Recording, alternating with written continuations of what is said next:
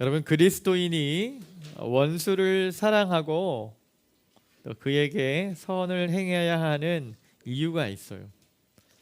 오늘 본문 말씀을 제 번역으로 말씀을 드려보면 우리 주님의 말씀을 이렇게 대언하고 있습니다. 그러나 나는 여러분에게, 지금 듣고 있는, 내 목소리를 듣고 있는 여러분에게 말합니다.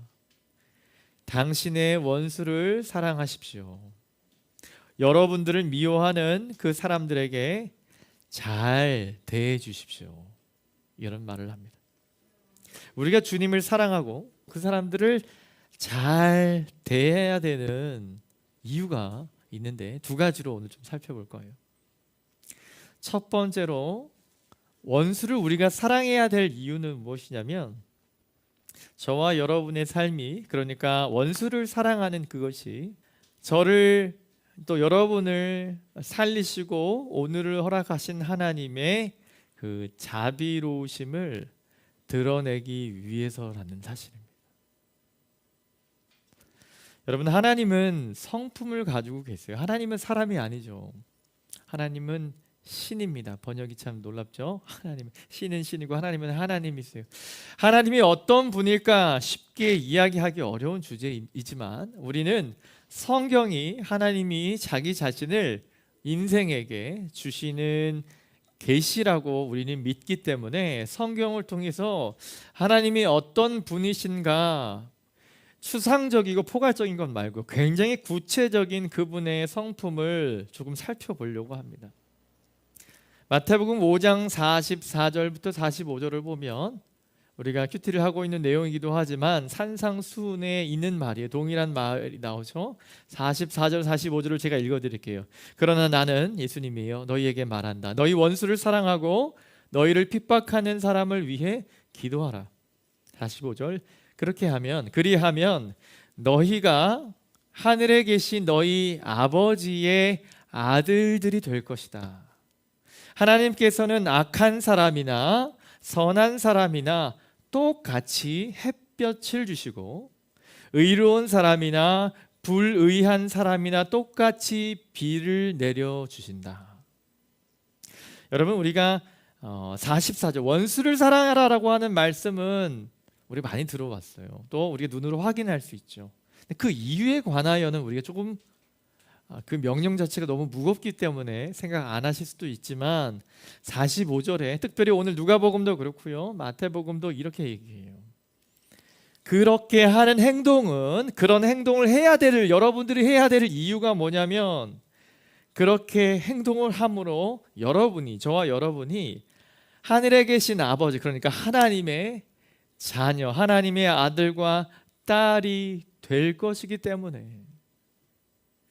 그 다음에 말이 사실 해석이 좀 어려운 본문이라고도 얘기합니다. 무슨 얘기냐면, 악한 사람이나 선한 사람이나 하나님이 햇볕을 똑같이 주시고 의를 행하는 사람이나 불의를 행하는 사람이나 똑같이 비를 내려주시지 않느냐.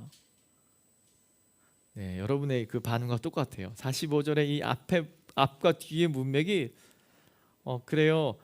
원수를 사랑함으로 하나님의 자녀임을 드러낸다고 하는 것, 네, 알겠습니다. 그런데 왜 선을 행하는 사람이나 불의를 행하는 사람이나 악인이나 의인이나 하나님이 똑같이 다루신다고 하는 말은 무슨 말이죠? 네, 이런 생각을 할 수가 있습니다. 그러나 원수의 사랑의 메시지는 사실 핵심이 뭐냐면 바로 그 두 번째에 있는 것이, 쉽게 얘기하면 의롭지 못한 사람, 그를 향한 무엇이 있는 거예요? 하나님의 계획이 있는 거예요. 여러분, 하나님 앞에 하나님이 원하시는 행동을 하는 사람, 무엇을 얻을까요? 상식선으로 하나님이 무언가 주시겠죠. 하나님이 그 사람을 책임지시겠죠. 하나님이 뭔가 돌보시겠죠. 물론 성경적인 내용이에요. 그러면 이렇게 봅시다. 하나님이 원하지 않는 일을 하고 있는 사람, 많은 경우 저와 여러분이 경험했듯이 잘 모르기 때문이죠. 누구를? 하나님을 잘 모르는 그런 사람들, 아직 예수를 부정하고 인정하지 않는 사람들, 그분들이 무슨 의를 행하겠어요, 그렇죠? 불의를 행하는 사람들을 하나님이 왜 그대로 두실까? 아니면 그들을 우리와 함께 살아가게 하시는 그 이유가 무엇일까? 그 이유는 하나님이 저와 여러분을 향한 계획도 물론 있으시지만 그들을 향한 계획이 있다는 거예요. 나 여호와 하나님이 여러분들, 저와 여러분을 다루듯이 동일하게 불의한 사람들을 다루시고 있다라고 하는 표현이에요. 그들을 위해서 우리가 뭘 하는 거예요? 원수를 사랑해야 된다고 하는 말씀입니다. 시편 102편 10절을 읽어드릴게요. 하나님께서는 우리를 죄인으로 대하지 않으셨고 우리 죄악에 따라 갚지 않으셨다. 우리가 죄가 있는데 죄인으로 대하지 않고 우리가 겪어야 될 그 죄악을 그거대로 우리를 대하시지 않았다는 거죠. 그게 어떻게 하는 거죠? 죄인인데 우리를 죄인처럼 대하지 않으셨다고 시편 저자가 말하고 있는 거예요. 우리는 그래서 무엇을 받은 거죠? 하나님의 은혜라고 하는 걸 받은 거죠. 우리 죄인인데도 불구하고 그 죄의 결과로 우리를 대하시지 않았다고 말해요. 에베소서 4장 32절 서로 친절하고 인자하며 하나님이 그리스도 안에서 여러분을 용서하신 것처럼 서로 용서하십시오. 저와 여러분에게 어떤 이해관계에 문제가 있을 때 서로 이해하고 용서해야 될 이유가 뭐냐면 성경적인 이유는 무엇인 거죠? 저와 여러분이 하나님 앞에 용서와 이해를 받았기 때문이라는 것.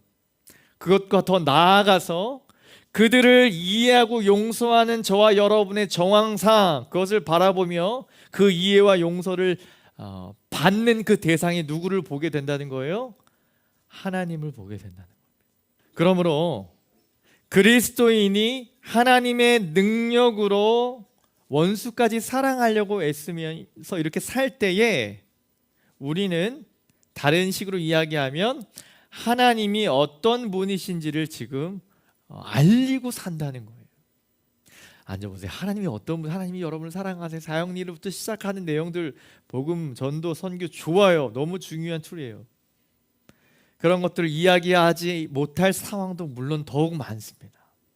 여러분 학교에서나 직장에서나 여러분 여러 가지 준비하는 경쟁이 만무한 이 모든 이 시대에는 바쁘기도 하죠. 무엇이 더 저와 여러분에게 많죠? 사람과 사람 가운데 일어나는 여러 가지 이해와 어떤 다툼과 어떤 이런 좀 이해되고 좀 어레인지를 해야 될 그런 많은 부분 때문에 크고 작은 문제가 있죠. 우리 주님은 저와 여러분에게 원수를 사랑하고 그를 원어로 보면요 잘 대해줘요. 잘. 여러분 공부 어떻게 해야 돼요?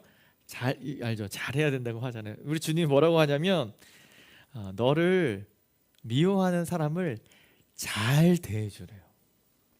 그러니까 구체적으로 뭐 사줘 이런 게 아니라 우리가 할 수 있는 한, 저와 여러분이 할 수 있는 한 마음이 여러분 그렇잖아요. 여러분 저와 여러분을 미워하고 여러분의 원수를 대할 때 어떻게 보십니까?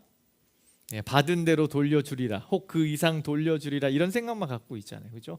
그렇게 하지 말고 우리가 할 수 있는 한 그를 잘 대해주라고 주님이 이 부사를 사용하고 계십니다.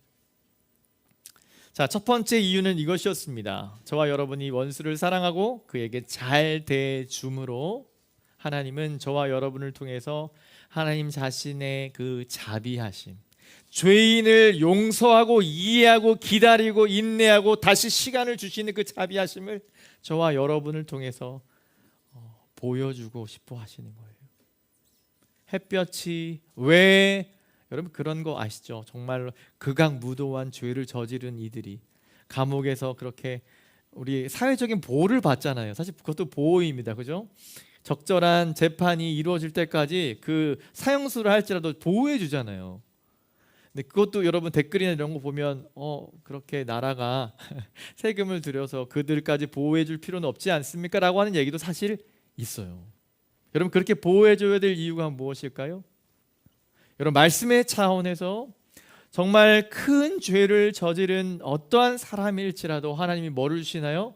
시간을 주시고 하루 아침과 저녁을 주시는 이유가 뭘까요? 쉬운 답은 없습니다. 그러나 이것은 분명한 사실이요. 하나님의 계획이 있어요. 누구를 향한?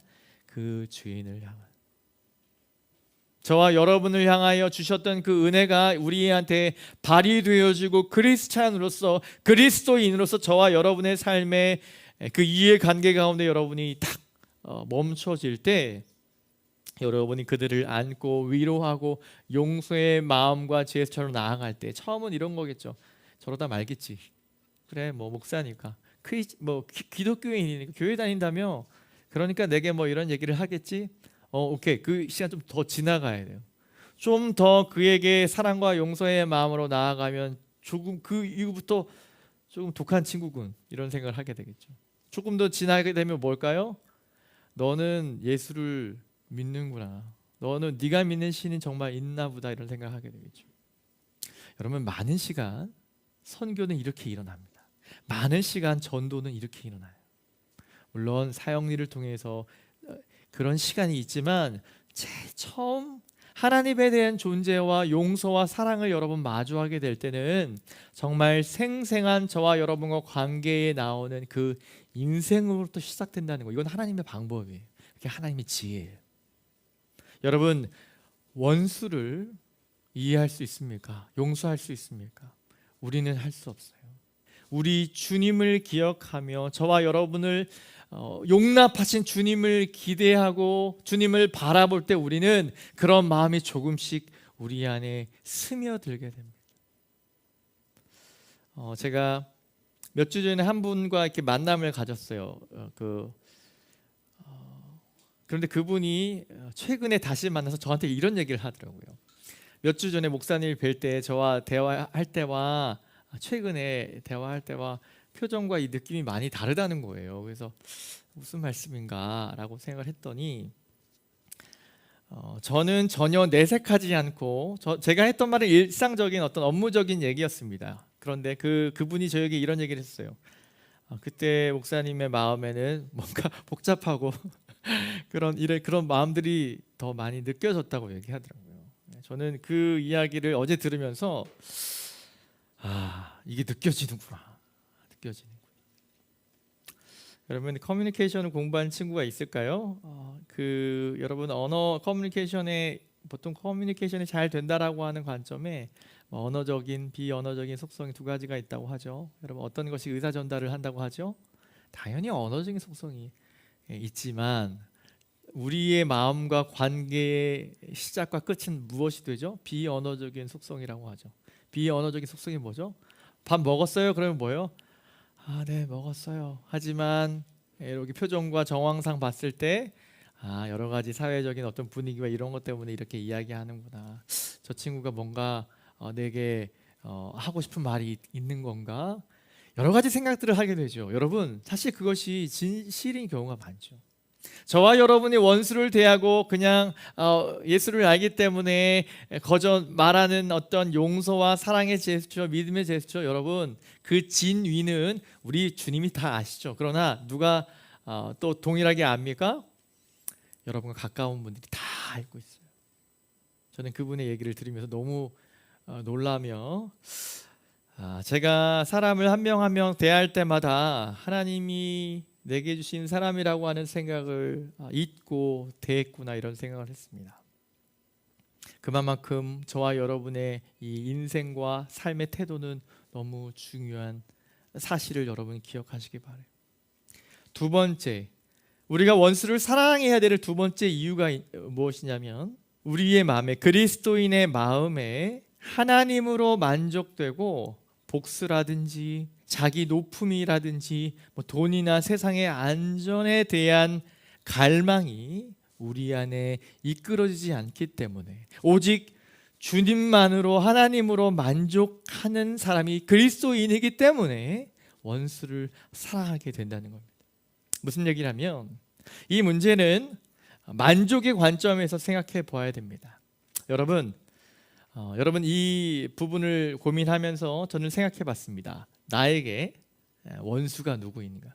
한번 지금 생각해 보십시오. 지금 제 말을 듣고 계시는 분들, 여러분에게 원수라고 할 만한 사람은 누군가 한번 생각해 보세요.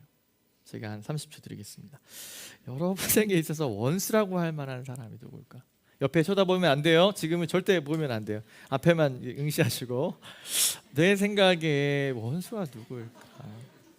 원수라고 하는 말이 너무 거창하고 너무 무섭잖아요, 사실. 그죠? 원수. 부모님의 원수 뭐 이런 거 항상 그런 식의 생각들을 하기 때문에 너무 무겁고 뭔가 이런 것이라고 생각하지만 여러분 원어에는 어떻게 되냐면요, 그 hate라고 하는 동사를 아시죠? hate가 증오하다라고 하는, 제가 갖고 있는 이 영어 사전의 첫 번째가 증오하다예요. 여러분 이제 공부를 하시는 분은 알겠지만 이 hate는 좋아하지 않음, 싫음의 강조된 표현으로도 쓰기도 합니다. 그냥 단순하게 나를 싫어하는 사람들도 그 싫어함도 그냥 이 동사로 쓸 수 있죠. 이 강조점은 사실 더욱 드러나 있지는 않아요. 그러나 이 기본형은 뭐냐면 이 증오하고 미워하고 싫어하는 감정이에요. 자, 이제 그 원수 다 지우세요. 그럼 이렇게 합시다. 여러분을 싫어하는 사람을 떠올려 보세요.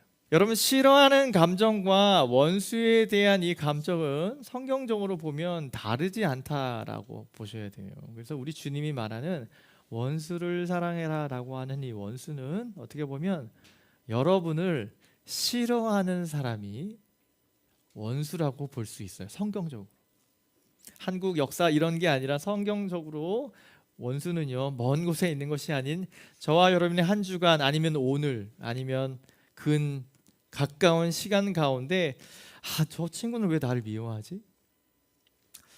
여러분 아이를 키우면 더 알게 되는데요, 아이들은 무엇부터 배우냐면 엄마 이거처럼 배우는 게 아니라 이 앞에 있는 사람이 내게 뭐를 줄 사람인가, 나를 사랑을 줄 사람인가 그렇지 않은 사람인가를 인지한다고 합니다. 가장 먼저 이 사람은 내가 어떻게 했을 때 웃어주고 뭐를 주는지에 대해서 익숙해져요. 무슨 얘기냐면 사람은 이 미움이라고 하는 것, 또 사랑이라고 하는 것에 굉장히 깊게 그것에 움직인다라고 하는 사실이죠. 자, 그렇게 생각해 볼 때 저는 이런 생각을 했습니다. 원수가 만약에 나를 싫어하는 사람이 나의 원수라고 한다면 나의 원수가 되게 많겠구나, 이런 생각을 했습니다. 여러분 원수라고 했을 때 여러분 모르겠어요. 여러분 떠올릴지는 모르겠지만 반대로 여러분이 싫어하는 사람이 원수라고 한다면 우리는 인생을 살면 살수록 더 많아질 수도, 그 숫자가 많이 움직이게 되겠죠. 여러분 우리의 원수가 우리를 미워하는 대상이라고 성경은 말해주고 있어요. 그래서 이렇게 얘기하는 겁니다. 우리 주님은 이렇게 얘기하는 거예요. 원수를 사랑하라고 하시면서 뭐라고 해요? 너를 미워하는 사람들을 이렇게 얘기해요. 그러니까 원수와 미워하는 사람은 같은 단어예요. 헬라어도 동일한 단어입니다. 싫어하고 미워하는 이들. 제가 한번 검색을 해봤습니다. 나를 싫어하는 사람을 대하는 6가지 방법을 현대인들에게 조언하는 어떤 기자가 있어서 제가 좀 6가지를 좀 가볍게 다루도록 하겠습니다. 그 사람이 무엇을 원하는지를 먼저 파악하래요. 생각해 보는 거죠. 이 사람 나를 왜 싫어하지? 뭐를 원하지? 이렇게 살핀다는 거죠. 두 번째, 그 사람의 관점과 취향을 이해하는 거죠. 이런 모습을 싫어하는구나. 그러니까 좀 내향적인 사람은 이제 말 많이 하는 거 싫어하니까 이 사람 앞에서는 좀 말을 적게 한다. 약간 이런 식인 거죠. 세 번째는 그 사람에 대한 기대치를 낮추래요. 이 사람을 내가 너무 이렇게 생각하거나 이러지 하지 말라는 거죠. 그 사람의 시간을 투자하라. 이때부터 좀 시간이 난 좀 없는데 이런 생각을 했어요. 그 사람의 시간을 투자하고. 다섯 번째, 그 사람을 내 방식대로 다룰 수 없다는 사실을 받아들이라. 조금씩 부정적이 되는 것 같아요. 조금씩. 그다음 6번째가 뭔지 아십니까? 이 모든 게 효과가 없다면 그냥 당신 인생은 당신에게 초점을 맞추라, 이렇게 조언을 해줬습니다. 여러분을 싫어하는 사람을 우리 같이 직장 동료라든지 함께 팀 플레이를 하는 어떤 팀원이라든지 그런 관계가 있을 수 있죠. 여러분 어떻게 다뤄야 될까요? 이건 정말 현실적인 문제가 아닐 수 없어요. 자, 그러면 우리가 크리스찬으로서 하나님이 원하시는 관점으로 우리는 그들을 어떻게 대해야 될까? 우리를 미워하는 사람들, 원수이죠. 우리의 원수예요. 그리고 때로 저와 여러분이 미워하는 사람들, 그러니까 여러분 우리는 누군가의 원수일 수 있는 거죠. 성경적인 관점으로는 내 원수들, 나를 싫어하는 사람들이 있다라고 한다면 또 나도 때론 누군가 미워할 때가 있잖아요. 여러분 대답 없지만 저는 때론 그럴 때가 있으면 저는 누군가의 원수가 되는 거죠. 그러면 뭐예요? 이 세상은 원수밖에 없는 거 아니겠습니까? 나를 미워하는 사람이나 내가 미워하는 사람들. 자, 이 자리 가운데 그러므로 누군가를 미워하거나 누군가에게 미움을 받는 관계 속에서 우리는 살아가고 있다고 하는 사실은 여러분 인정하셔야 돼요. 모두가 저와 여러분을 좋아할 수 없고요. 모두가 저와 여러분이 모든 사람들을 좋아하거나 기뻐할 수는 없어요. 한계가 반드시 있습니다. 우리는 우리 자신의 필요와 불안으로 인해서 그들을 대하지 않고 하나님의 만족스러운 영광으로 그들을 대할 때 이런 감정들이 온다고 하는 사실을 말하고 있는 것입니다. 우리가 남을 미워하지 않거나 혹은 남들의 미움 가운데서도 하나님께서 원하시는 삶을 사는 방식은 세상이 말하는 이런 6가지 혹은 그 이상의 방법들로 가능해지지 않아요. 진정한 이 미움과 이 싫음과 이 원수의 가치 가운데 승리하기 위해서는 여러분이 무엇으로 만족하고 있는가를 볼 때에 가능한 겁니다. 여러분, 많은 사람에게 사랑을 받고 싶으십니까? 성경은 많은 사람 앞에 사랑을 받는 것이 주님 앞에 복되지 않다고 말하고 있어요. 우리 주님은 우리에게 무엇을 주려고 하세요? 세상 사람들이 그런 얘기를 할 때 주님이 뭐예요? 나는 화평이 아니라 검을 주러 왔노라라고 표현해요. 이 해석을 많이 어려워하지만 이 내용입니다. 여러분, 많은 사람 가운데 칭찬받고 싶으십니까? 크리스찬의 삶을 포기할 수밖에 없을 거예요. 많은 사람들에게 칭찬을 받는 것이 아니라 여러분은 많은 사람을 사랑해야 될 사람임을 알아야 돼요. 우리 주님은 그것을 가르치고 있어요. 왜요? 인생은요, 미움의 가치밖에 없어요. 미워하는 자나 미움받는 자나 그 중에 우리가 속해 있을 뿐입니다. 그러나 그 가운데 주님은 그 미워하는 그 가치로 이 땅 가운데 오셨어요. 그러면서 어떻게 하지요? 원수를 위하여 자신의 모든 것을 내어 그들을 살려내셨죠. 용서와 이 사랑의 가치의 시작은 십자가인데 그 십자가의 사건은 여러분 바로 저와 여러분을 구원하시는 주님의 이 만족됨에 있는 것입니다. 여러분, 우리가 많은 사람에게 사랑을 받으려고 할 때 미움이 시작돼요.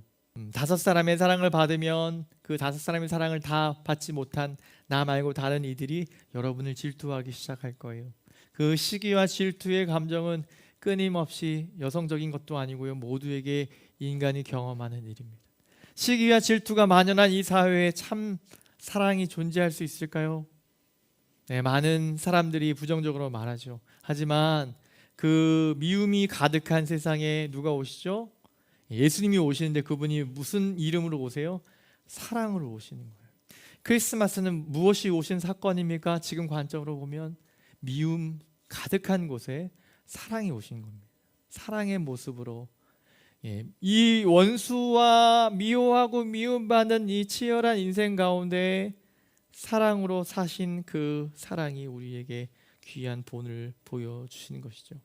우리가 주님을 닮아가며 주님의 성품을 깊이 묵상하며 저와 여러분에게 하루하루 주시는 그 은혜들, 여러분의 삶을 조금씩 만들어 가시는 하나님을 인정하면 하나님이 우리에게 만족함을 주세요. 평안함을 주시고요, 내가 생각하고 계획한 것보다 더 충만하게 채우시고 더 큰 가치로 우리에게 주시는 하나님을 경험할 때 내가 미웠던 사람들이 하나님의 눈으로 그들을 보게 된다고 하는 사실이에요. 히브리서 10장 34절에 바울은 이렇게 얘기해요. 또한 감옥에 갇힌 사람들과 함께 아파하고 여러분의 재물을 빼앗기는 것도 기쁨으로 감당했습니다. 이는 여러분이 보다 나은 영원한 재물이 있는 줄 알았기 때문입니다. 이 사람들은, 이 크리스찬들은 무언가 알고 있었어요. 사랑을 경험한 사람들이죠. 원수를 원수로 갚지 않는 방법을 알았어요. 우리 주님을 만난 사람은 여러분 우리의 이 사랑을, 사람들의 사랑을 구하지 않고요, 예수의 사랑을 전하는 삶을 살아가. 이게 뭐냐고요? 용서하고 이해하는 거예요. 어렵죠. 눈물로 나아가고 주님이 여러분을 어떻게 살리셨는지를 묵상하면서 그 시기들을 견뎌내는 것이에요. 여러분, 이 복수의 충동을 없애는 것은 여러분 언제 비로소 가능한 것이죠? 이 세상이 저와 여러분이 영원히 살 집이 아니에요. 저와 여러분이 영원히 이곳에서, 이 직장에서, 이 삶에서 살 사람들이 아니죠. 우리는 그래서 하나님 나라의 백성이라고 성경이 말하고 있는 겁니다. 하나님만이 절대적인 저와 여러분의 확실한 만족이고 보상이라고 성경은 말합니다. 이 사실을 깨달을 때 정말 저와 여러분이 소중하게 여겼던 여러분의 그 마음이 있잖아요. 누가 건드려도 너무 아파하고 되게 민감하게 섬세하게 그렇게 지켜왔던 여러분의 마음, 그것을 내려놓을 수 있는 거죠. 제가 그 찬양 참 좋아하는 찬양, 약할 때 강함 대신에, 여러분 그 찬양 아시나요? 약할 때 강함 대신에라고 하는 찬양에 이런 고백이 있어요. 주 안에 있는 보물을 나는 포기할 수 없네. 주님이 나의 모든 것이라고 말했어요.